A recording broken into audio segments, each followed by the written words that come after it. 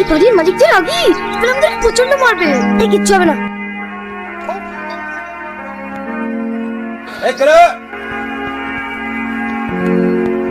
Finally ধরে ফেলতো। পেয়ারাটা দে।